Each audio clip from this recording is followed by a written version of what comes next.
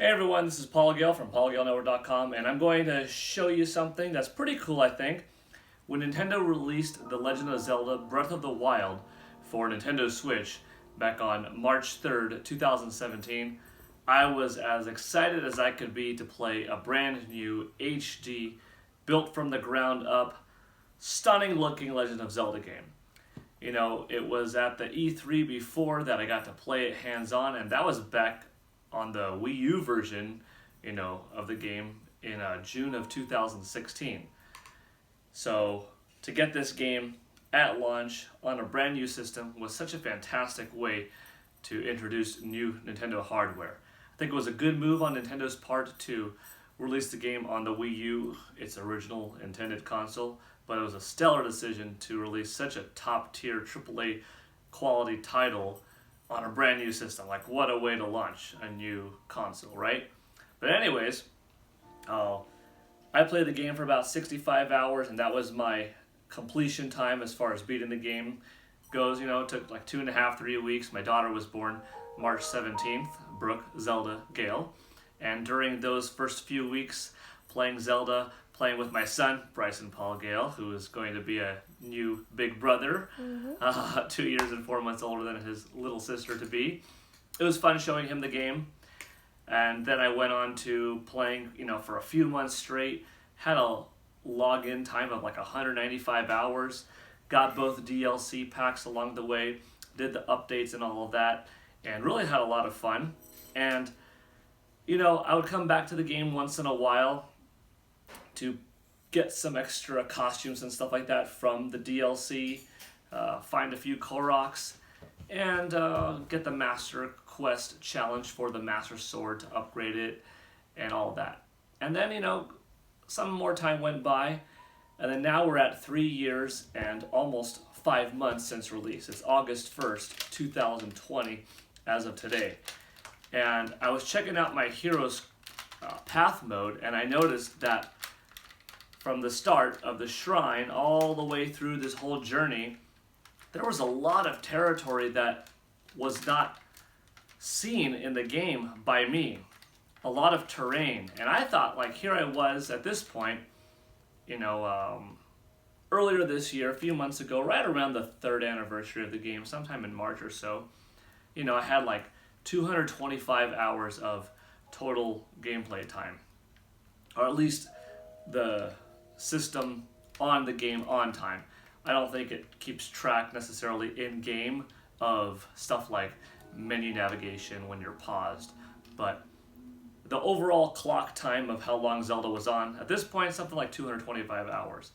But I think Heroes Path mode records around 200, so maybe I wasn't at 200 hours of actual navigating, but it was getting close. Like, the bar was starting to get close. So I thought, I'm going to start looking for Koroks. I'm going to try to fill out my map so that there are more areas that I explore, so that there's less of the map that I have not seen, if that makes sense. So I'm going to show you now my hero's path and explain a couple of things that I found along the journey that I found were intriguing, and that really just makes me feel quite cemented in saying that this truly is one of the best games of all time, because all of the hype that I had for it at launch 3 years ago ended up giving me some really solid, really powerful memories of the game. And in the last 3 years, hopping back in once in a while was still just as breathtaking. And then, after the 3-year mark had passed, in these last 4 or 5 months of really playing more, just the amount of Koroks that I've been finding, different enemy locations, finding out that golf exists. Like, how did I not see this huge area? Let me just explain it. I'm going to show you some of the game, explain, detail some of my findings, and I will zoom in for that so you could see it a little bit more full. What's also really exciting is that my son now is 5 years and 8 months old, and my daughter is 3 years and 4 months old. and they have been joining me on this journey more, and their realization of the game, their understanding of the map and the menus, navigation and such has really been evolving. So it's been cool to share these last bit of hours with them, even though they've been around for the journey the whole time. Now that they can understand more, it's more cool to show them, as a dad, as a lifetime Nintendo fan, this game, and what I think is really one of Nintendo's crowning achievements as a video game development studio. So, real quick, this is the map that you're all familiar with, right? Giant map. I have all shrines completed in the game. Like I said, my initial playthrough to beat the game was somewhere around 65 hours, and in those first few months of playing, got to like 195 hours, and then in the last, 3 years or so, since those first few months, it accumulated about another 25, 30 hours, making my clock time about 220, 225. Actually, if we look real quick, let's see. As of now, 275 hours. So another 50 plus hours in the last few months of dedicated playing, going into filling out my map and whatnot. Now, this is what I'm talking about. Let's see. Here I am, random location. And this is my path. Everything that you see in green is where I traveled. Here's where I currently am. Now, this right here just gives you a glimpse. If you've played Zelda before, you know that each location that you're in is really quite big. And then as you zoom out, you could see everywhere, and everywhere you see is a place that you can go. And it just would start to blow my mind after a while of playing and checking out my map progression that, wow, that means like I've never swam directly in this location. Yes, I've been to the zone of the Rudos, but not quite in this part of the lake. And knowing that there are 900 Korok seeds in the game, and since I had a couple hundred or so, meant that there's got to be plenty of Koroks left in not just the areas that I have been in before, but just, wasn't paying attention and looking for them specifically, but there had to be a lot of Koroks in the zones that I just never visited, right? And take a look. I don't have a necessary idea of how I'm going to show this, like top left to bottom right or anything. So let's try to do that. Let's try to do a little bit of top left to bottom right, just for now. Let's see. Example, I've been around this area, and now at the 275 hour mark, which, like I said, the green path is supposed to cover about 200 hours of game land navigation. So the fact that I'm at 275 hours, that's probably the total amount of time of, chilling in one location, cooking food, talking to NPCs, watching some cinema scenes, because we'd watch the cinema scenes quite often, trying on different clothes as Link, trying out different weapons, showing my kids all that kind of stuff. That's where the other 75 hours, I guess, all builds up, because walking around wise, this represents 200 hours. And the reason why I'm showing you this now is just today, this green path finally reached the end. Now, I wasn't sure what would happen after it reached the end. Would it no longer record new data, or would it erase over, essentially, your old data? And the latter is true. You no longer see the first beginning steps of your game. You're now seeing new steps. So it's like footprints slowly disappearing from the beginning of your journey, basically. But just looking around now, and I did some experimenting, like, how far can I fly out at the edge of the world? And I love the way that they did this game, where you don't feel like this whole massive land of Hyrule is just one artificial, zone, because it's so big that you could be anywhere in the map, anywhere in this grand central area, and you always feel like it's a real environment. There's no artificial wall or boundary. Now, when you do get to places like this, it's very clever where, they show you past this zone. You can't make it because of, your stamina runs out. Or there are clearly some mountains in the far off areas. There clearly, is some ocean terrain. You just can't quite make it because your stamina runs out. But, you do have eventually an invisible wall that says you cannot go any farther. There are some locations, such as down here in the, south side of Gerudo, where you try to climb the wall, and some walls are mountains that you cannot climb. It just says you cannot go any farther. But it doesn't visually seem limiting or really gameplay limiting. In fact, it was kind of weird, ever finding a spot like that, because, like I said, the map is just so huge that you always feel like it's this living, breathing world. And I really applaud Nintendo on that design. Well, let's take a little bit more look at the journey. And I don't plan on making this a really long video showing the entire map, but there are a couple of things I wanted to go over. I feel like the people out there that played this game for, a couple hundred hours, sought out Koroks, completed every shrine, had fun navigating the map and filling out locations, actually took the time to zoom in and see all the intricate little details that goes into this topography. How many zones and layers of mountaintops there are, heights, lows, valleys, finding interesting little things, little patterns, some stuff that sticks out, Oh, here we are. I've been zooming down this whole time, and I'm barely right here. Does something pop out?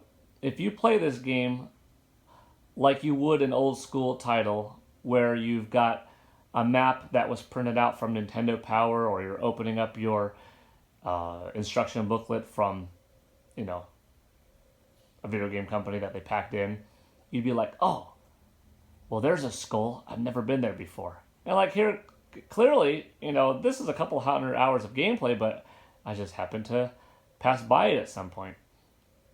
Now, the game's path does something interesting. This is some of my post-journey, after I beat the game. Within the last couple of weeks, actually, I wanted to let me see how far can I get across all these boundaries, right? But that's a different story. But if you just zoom in and look around, you'll see different little things, like what looks to be 3 trees in a row that kind of stick out more so than any of the other trees in the area. Like, put a little indicator there, drop a little pin or something like that. I do those with Koroks. I drop a leaf whenever I see some of those. This great fairy fountain, that was a highly visited place when we were in the Gerudo desert zone. So that amount of time that I spent was just navigating from the top of this giant map to the bottom, and just in this little section. If we start combing over the next section, and like I said, I don't plan on doing this the whole way through, but it just blows my mind. I wanted to share some of this excitement. Like this lake, for instance. I don't know, is it a hot spring? I don't know how long it took me in the game to find out that there were hot springs, and how many hot springs were there. Just peaceful, calm places that have a really different looking atmosphere and that just completely heal your health. This could be one. And look at this. You see this kind of unique path? That might be something unique. It might be a Korok. We're gonna plant something here. We'll call it a star. I'm gonna make it a point to visit that later on. Let's see, where are we? All right. Sometimes you see rocks that are in a cyclical pattern, and clearly there's one missing. Okay, you know that's a Korok. And speaking of Koroks, 900 is a giant figure, and I'm glad that Nintendo put so many in the game. But it's also nice that they didn't necessarily make the reward something monumental, because most people will never get 900. I don't have 900 myself. I think I have over 300 probably. Look at this. Another base where I have not fought enemies. It's almost embarrassing. Like, and you think you played the game a lot, and then you look and realize there's a lot that you actually never even experienced. A lot of this mountainside didn't cross over. Now the game does something unique. If you teleport from place to place, there's a flash of light and then a flash of light to where you teleported. But otherwise, it tracks your journey via this green line wherever you walk, run, ride horseback over, what else? Glide, use your motorcycle in the case of the DLC. If you're playing this game for the first time, I definitely recommend starting off, buy the DLC, get the 2 packs, enjoy the game in its entirety. Earlier on in your quest, go get that Master Sword fully decked out. Earlier on in your quest, when possible, get the motorcycle.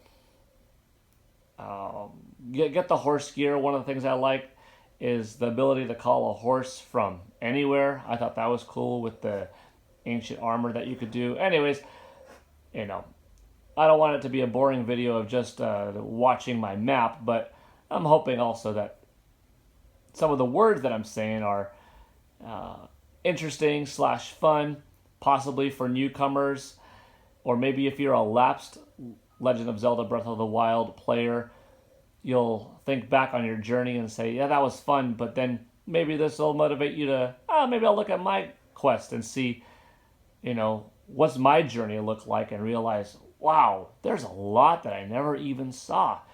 And you think you've seen, deserts, marshy swamps. You thought you've seen your fair share of bridges, and then you realize, wait a minute, there's some bridges that I've never even walked. There's areas I never touched. So it's just pretty exciting. And I don't feel like I rushed through the game at all. Taking 65 hours to beat it was pretty good journey, but I never put it down. Here's another example. Here's a whole forest. Like, I bet you in this zone that I never stepped foot in, there's got to be some Koroks. And I keep getting back to the Koroks. Why? I think the Koroks are this perfect balance of usefulness. Here's one of those examples I was talking about, rock formations. I think the Koroks are a perfect example of getting the player to experience a lot out of the game from an exploration standpoint, knowing that there is stuff literally under every rock out there almost, climbing up trees, finding pots hanging from bridges, finding pots stuffed in a tree, finding a leaf and gliding over to it, finding a flower and touching the flower and making it poof into another flower and finding each one, running through a formation of flowers, going to a shooting range, horseback riding kind of area, and breaking targets with your bow and arrow. Things that I wonder if Nintendo made that there for a reason. Yup, sure enough, that was a Korok seed. It was just a really good way to explore the game. Kind of like the game's story. The game wasn't linear in the sense of a story that, you followed. You kind of unlocked the story in different fragments, and then it made sense as one cohesive thing because it was all telling you a story of the past, and that's how they were able to achieve it. I think it was a smart way to do such a big game, but that being said, there might be a little bit of a disconnect in some players because they feel like, well, I didn't quite get the whole story because they didn't, have the same level of commitment in the game. Here's definitely a Korok spot. I'll mark that one. I definitely have a big connection to the game because I wanted to get the full story. I wanted to get the fully powered up Link, so I think that my experience represents Nintendo's whole vision in this. And if you experienced it similar to me, or even more because you have all the Koroks and stuff like that, then props to you. You probably love the game just as much. But the Koroks are cool, like I said, because in some games you need to do all the trivial little stuff just to get the big awesome armor or awesome weapon.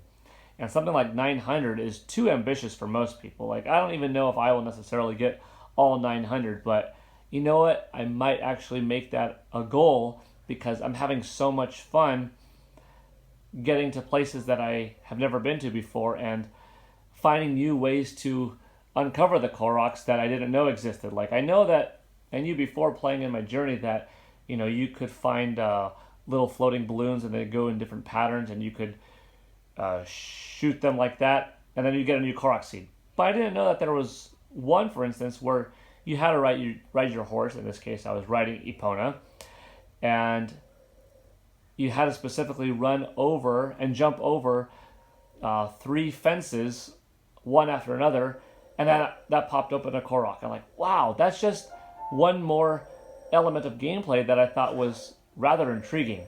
This is a green journey of mine as I was dragon hunting, I remember. But, you know, that's cool, and you're not rewarded with anything grand. You literally get, like, a Korok waste, I think. I think it's Korok poop. It's not called that, but I remember looking it up some time ago, and it was some kind of Korok waste, and it's sort of like a jab, an inside joke at, you know, collectathons are sort of silly, so we're giving you something silly for this one. We're not expecting you to get everything. You don't have to get anything. You don't have to get all the ridiculous amount of Koroks, but we put them in there so that, you know, if you're going to buy one game and one game only, you could really go on a journey and have fun doing it and get all the Koroks and get all the shrines, and you could easily put probably 400 hours into this game. And that's actually one of my recommendations too. If I had to recommend one game to somebody between last generation and this, in the last decade even, it would be The Legend of Zelda Breath of the Wild. A really fine title, a beautiful, giant areas that the more you explore, the more you realize, wow, I thought I saw everything. I thought I saw swamps, but I've never seen this type of area. Oh, I can horseback ride through it? Wow, that feels good. You know, boss battles. You know, the whole world itself is a dungeon, and I think it's very well layered. But, oh, this is kind of neat. That's where I left my horse, and normally that's not a wise thing to do. You want to bring your horse back to a stable, but this particular horse has the horse summoning ancient armor on it. Now you might be wondering, you know, why is this area so populated? This happens to be Link's home right here. And when I let my son start kind of playing on my file and having fun, he had a lot of fun just navigating and teleporting, going back and forth to Link's home. It was a nice, quiet area without enemies in this zone, so he could check out the different swords and stuff like that on the wall, and he had a good time there. And he also happened to be a big fan of the all-female civilization, and he was so proud when he found this Korok seed by himself. He just climbed the top of this water tower in the Gerudo Valley, and he really liked this area, and found a Korok seed. You know, they've got nice waterfalls and stuff, very pretty. So with that talking aside now, I'm going to hit play. I'll pause real quick, though. Let me see if I can rewind. All right, so this just happened now. This is where you start off in the game, the Shrine of Resurrection, right? And as you can see, I'm not starting off there. I'm starting off over here. Well, what's up with that? That's because the green bar at the bottom of the screen has finally run its course. We are now over 200 hours of in-game traveling. So, you know, my initial journey started here, Shrine of Resurrection, and just a few minutes ago, before starting this video, 30 minutes ago, I checked because I knew I was getting close to the end. I saw, my journey start here, Link, running, fight. Ah! It shows you my first death in the game, running. Ah! And then finally getting back to here. So this is probably 5 minutes into the game. I'm going to hit play, just watch for a little bit, and have some fun. I'll zoom out for a bit. Yeah. You can see in the beginning of the game, you definitely die a little bit more. And this is really fun to look at the journey and remember back to almost 300 hours ago. You know, it'll be 3 years and 5 months and a couple more days because, you know, like I said, it's August 1st and August 3rd will be 3 years, 5 months to date. Teleporting for the first time. How often you died in the beginning, because there's so much to explore, and video game concepts and barriers were broken. You see a side of a house, you could climb it. It doesn't have to have special holes in the wall in order for you to do so. You know, you see a mountain, you could climb it. You don't have the stamina to reach to the top. You will get there eventually. You know, you didn't know it at the time, but you eventually get Rivali's Gale, which is a very nice title, by the way, since my name is Paul Gale. Haha. And it lets you know, fly up in the air, jump up real high, stamina boosting equipment, climbing gear. You could get to anything that you could see. You could get as high up on anything. Any tree, any big weird-shaped tree, any pillar. I mean, climbing enemies, stone talus warriors. And, you know, I don't know who this video is necessarily intended for as the primary audience. Is this a convincing video to those who have never played the game to check it out? Absolutely. It's definitely for you. You want to get a new game, you want to get a console, Nintendo Switch and The Legend of Zelda Breath of the Wild is an excellent pairing. Not just because of, you know, this cool viewing of my experience in the game, this long, incredible journey, but overall how much there is to do, where to go, the size of the map, the amount of bosses, enemies, weapons, that sense of empowerment that you get in this game is phenomenal. The exploration, the tools, everything is just beautiful. But also, you know, if you're a money conscientious gamer person in general, and you want a lot of gameplay, a lot of bang for your buck, you think of it like this. You go to a movie, which, well, in the movie theaters right now are closed during pandemic and whatnot, but, you know, typically you go to a movie, you spend $15, you see a 2-hour film, that's it. Here, $60, which is 4 times the movie, but you own the game, and you could easily get 300 hours and have a good 300 hours and have plenty of story and gameplay, awesome combat, beautiful vistas, a sense of nostalgia if you know, have a connection to the Zelda series, and if you don't have a connection, then you'll still experience something breathtaking from the beginning. We're going to speed up a little bit. Okay. Play. Oh, that was the max speed. So actually you could slow it down. Yeah.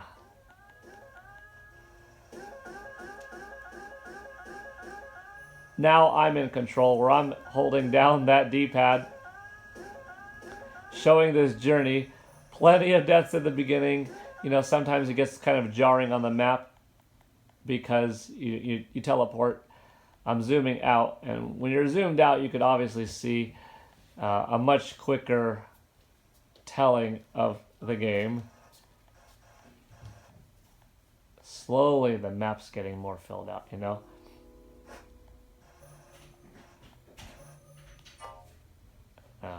We'll take over some random spot. What I eventually started doing was I would pick a location on the map, and, you know, in the normal game, I would use different modes of travel. I would use horse sometimes, but I found most of the time I would like to glide over locations. I just loved it.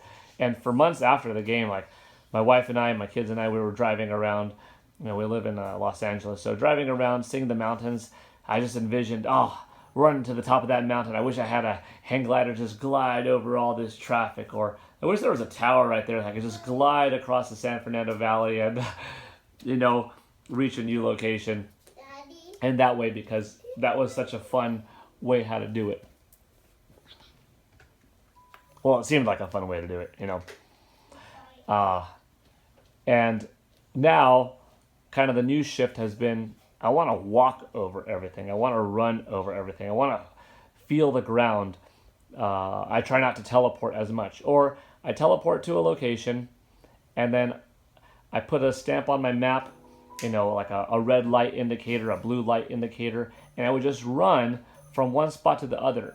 And sure enough, you know, I put the Korok mask on, something that I would wear pretty often after getting it. And there's the end of the journey. This is where we are now.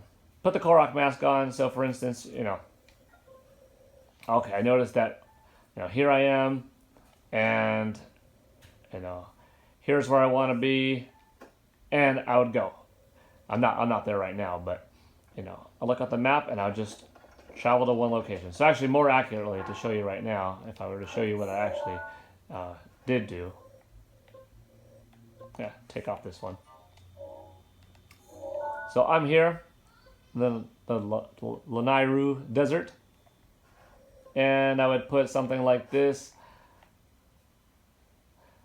in the Zirco Mesa Mountains. And if I noticed that there's a big path here that I, you know, never explored. I don't know if this is the best example because there is a fair amount of exploration that I've done in that area. I would just set off on a journey and I would run.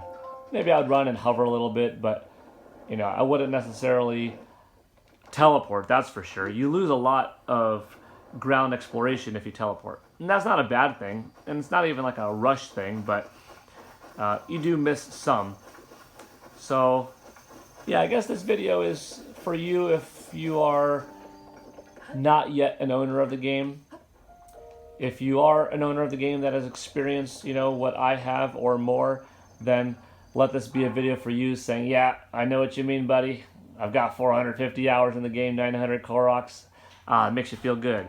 And if you're a fan of the game, but you didn't love it, you liked it, let this be a video for you of recommendation of sorts that I would say, man, go for it. Hop back in and go for it. You know, I literally did this thing where I, you know, plant the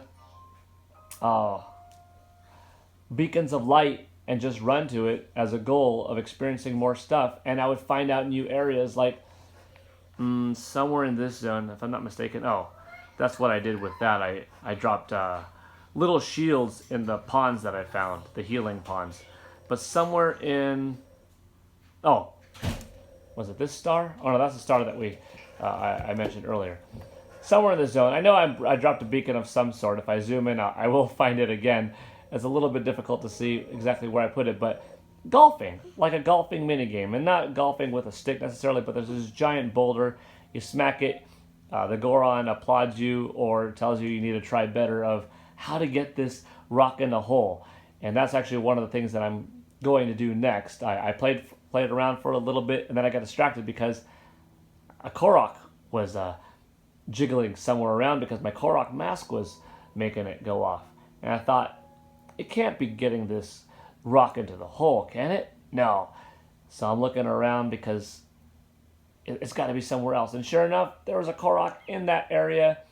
So I don't know, actually, what does the end of the golfing minigame do when you get it? Do you get a rupee for 100 rupees, a silver, or a gold rupee for 300?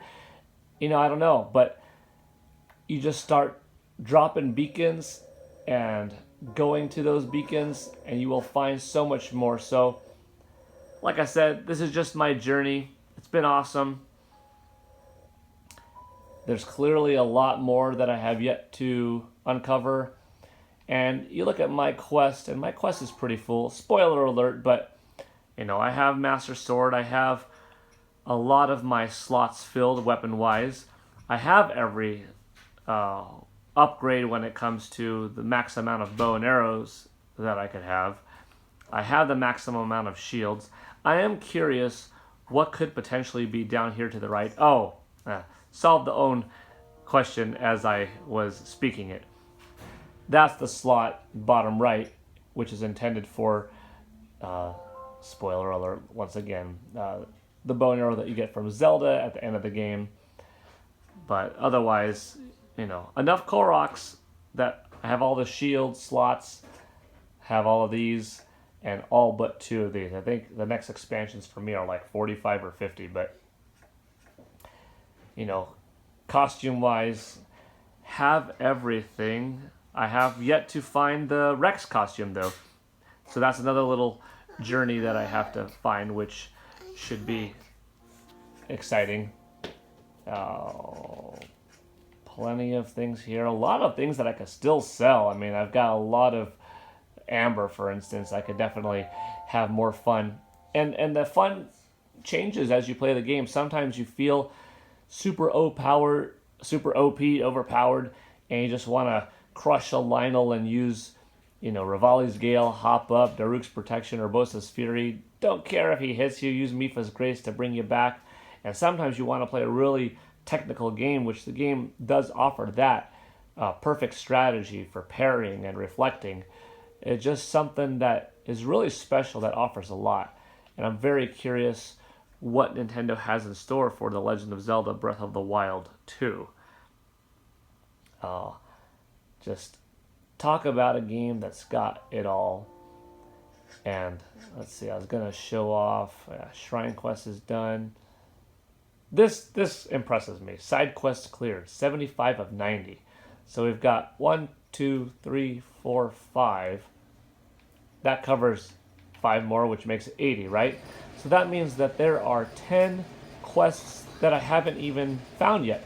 And it's sort of interesting because as I was playing in these, last 50 hours or so of really going through the game, sure enough, dropping the beacon here and there and traveling in a straight line to this place, finding Koroks. I'd also find, people like, oh, do you know where my buddies are? I'm missing 4 friends. Can you find them, please? So that's a new one. I found one of, hey, somebody, my horse ran away. Can you find me a new horse? That was a new one.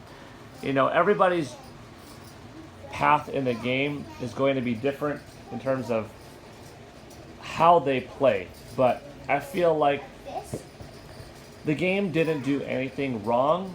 The game nailed every area so right. The only things that I would have liked to see included, but I could understand why they weren't due to the game's design, is perhaps a little bit more of a connected story where certain large elements don't get missed, because some people, I think, might not get the full extent of the game because they don't have that 200-hour commitment and they want to experience a full story in 60, 70 hours. So if there's a way to help navigate you more towards an intended story from start to finish and certain points that you have to see, that would be nice. And perhaps the sequel will take into account what fans have been asking for. So maybe a little bit more of a story intended approach that you could follow to make sure you get it. That would be one thing I would recommend. The dungeons were fine, but visually they looked similar, so I would change that into some more thematic dungeons of grass, of fire, that kind of thing. However, in this game, like I said, it's not really a fault because the whole game, the whole land is a massive dungeon. Everywhere you go, there are cracks in walls, bombs that you could use to blow certain things up and whatnot. So the game itself isn't a dungeon. It doesn't have mid-bosses in the normal sense, but it's got mid-bosses just all around. You'll find, giants, you'll find rock monsters, you'll find sand beasts, as you're sand sledding around with a seal and whatnot. So the whole game's a dungeon, but the dungeons that do exist, I would have liked to see, I think, the dungeons be more visually varied, and maybe the sequel will have that. And the bosses, for that matter, were fantastic. Actually, I don't know if I'm in frame anymore. Maybe I'm in frame now, hopefully. The bosses were good, but they're also all visually similar versions of Calamity Ganon. So that would be a thing that I'd like to see. Going back to the roots of more specific, visually defined bosses that represent an area, a theme, a witch, a dragon, and so forth. Speaking of dragons, the game's got dragons, though. That was really cool. So maybe a little bit tighter in terms of making sure people experience the same story, but then have the wider story as a varied experience that's not too hard to find, a little bit challenging, still rewarding, but doesn't make anybody feel like they didn't experience it all if they don't see all of it, right? Dungeons with a little bit more of a theme, the bosses with a little bit more of a theme, and I guess that's about it. To me, it's a perfect game. This is easily a 10 out of 10. I waver between it and The Legend of Zelda Ocarina of Time as being my favorite game ever. Ocarina of Time wins in nostalgia, obviously. I played that game when I was 15 years old. It means a lot. But even not looking through it with rose-colored glasses, like I still played it a few weeks ago, as a matter of fact. Showed my son, showed my daughter. And the game still feels good. It still looks nice. It has a nice style. The music was iconic. You still remember the tunes from that game many years later. You still remember the locations. It did have a lot of dungeons. It did have a good-sized world. It did have a nice sense of empowerment. It did have a cool story. It had its twists. It had navigating from past to present. Nice bosses, nice final boss. Now it just really is a great game. But this game, part of it thanks to modern technology, it allows it to be bigger, just nails so many things right and really takes advantage of what we could do as game designers in the modern era. And I say we as in people. I'm not a game designer myself, but the game nails so many things right. Doesn't do anything wrong because it does these other things bigger, which kind of compensate for the fact that the story is a little bit different, the dungeon and boss design a little bit different, but those could be a little bit better, which would make the thing even more perfect of an experience. But still, it's quite awesome that I think it's tied. Sometimes it's starting to rain. Sometimes it gets my pick as number one. Sometimes I'm like, I guess it's number two, but it's fantastic anyway, if you look at it. Thanks for watching this journey with me. If you don't have the title, pick it up. Pick up the DLC. Experience the game in its fullest from the beginning. I am happy with the way that I played. I'm happy with the way I got to experience the game with the accompanying DLC as they got released. But I think the way to go for a newcomer is pick up the title, get the DLC, and start playing right away. Don't rush through it. Zoom in on the map. Play some old school game style. Try not to look up on YouTube and Google for too many hints and tricks.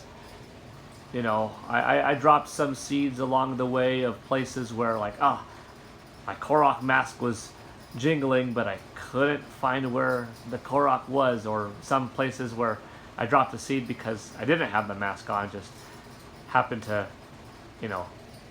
see that there was a leaf or see something unique but couldn't quite figure it out. And there are some that I just, okay, I wonder what's in this area. Let me do some searching and find a map and drop some leaves. So, I guess one more thing that I will do before I leave, and that's I'm going to teleport to Link's home, since that's one of my son's favorite places, because in teleporting, I'll also be able to see just how many Koroks I have.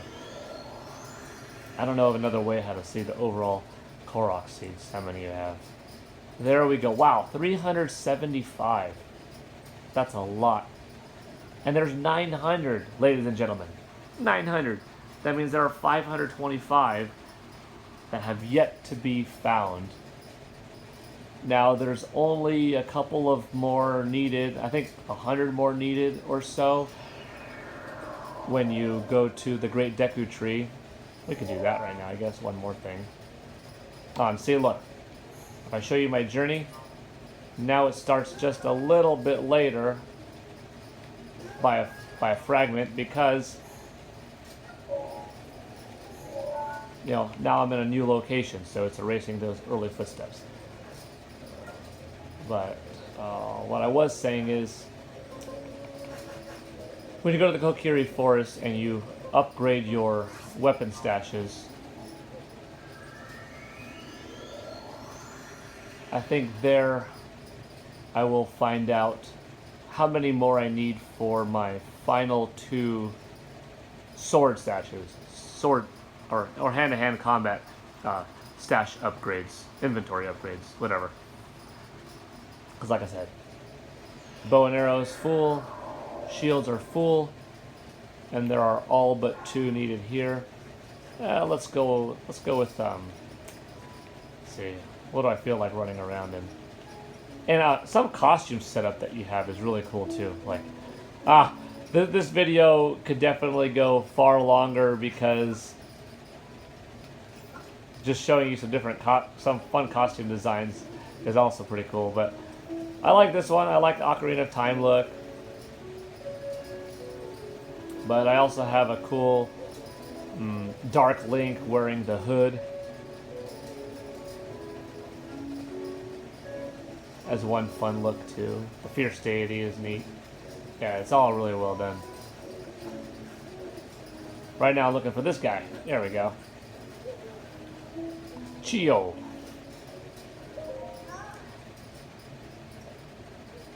Oh wait, no, never mind. Wrong person. Not Chio.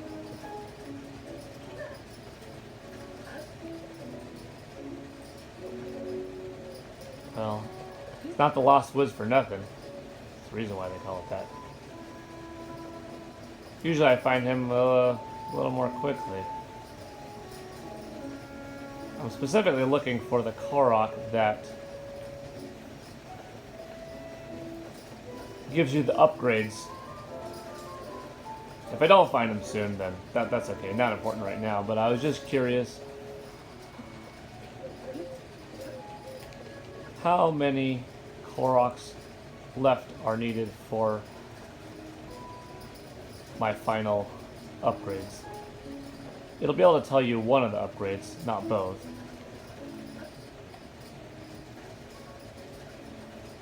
Here we go. Hestu. Shakalaka. Weapon stash. Shoke. 45. So I need to find 11 more Korok seeds for that. One. And then presumably another 45. So, unless if it goes up to like 50. But if it's another 45, so if I need a 11, and then 45 more, that'll be 56. We said I was at 375, right? So that would be 431 or so. Now maybe it's a bigger upgrade because 431, that's kind of a weird number. So I wouldn't be surprised if the last one goes up to like 50 or 60 or maybe even 100. But there it goes. It shows you if you have 400 or so Korok seeds that you find in the game, that's enough to get every piece of inventory upgraded. But even if you don't, you honestly don't need every piece of every slot filled, or not even close to it filled, to have a strong inventory to beat Calamity Ganon and feel like you got a lot out of the game. But it definitely is fun to have lots of weapons, have your house filled with some of the ones, in particular the champions ones. Those are the ones that I like to have in there. But anyways, yeah, fun game. Lots of cool costumes. Cool use of amiibo, in my opinion. Let's see, I should have the Fierce Deity mask somewhere. Although I did just hit the Y button, so that might have changed where it is. And I just hit the Y button again. On purpose, let you know, but there we go. Try to reorganize it. I don't know. That looks cool. And using the double helix sword, Fierce Deity sword, that's just a nice look. Alright, anyways. This video actually ended up being a little bit longer than I thought because I got into some other discussion, but mostly I just wanted to show you this right here. The journey. As now, the journey will forever be changing and slowly erasing the past, and that's okay because I'm looking forward to the next few hundred Korok seeds that I find, more surprises along the way, visiting islands that I never knew were in the game, just went over. I feel like Nintendo deserves to have the majority of people that play this game play it in its entirety, because so many hours and so many people's hard work went into it that I would personally be very happy if, of the 18 million people that bought this game so far, and hopefully it passes the 20 million mark, right? Which would be crazy for the Legend of Zelda series for a single entry to do. But I would like it if, over 50% of the people who played this amazing game experienced as much, close to, or more out of the whole quest than me. That's a lot to say, though. Hopefully, if you don't have the time and if you're just a 60-hour kind of person, you still had a lot of fun. Anyways, that's my journey. This is Paul Gale from PaulGaleNetwork.com signing out. Thank you for watching. Have fun out there. Be safe. And here is to Nintendo and keeping the Zelda franchise awesome forever. Can't wait for Breath of the Wild 2. Have a good one, everybody. Bye.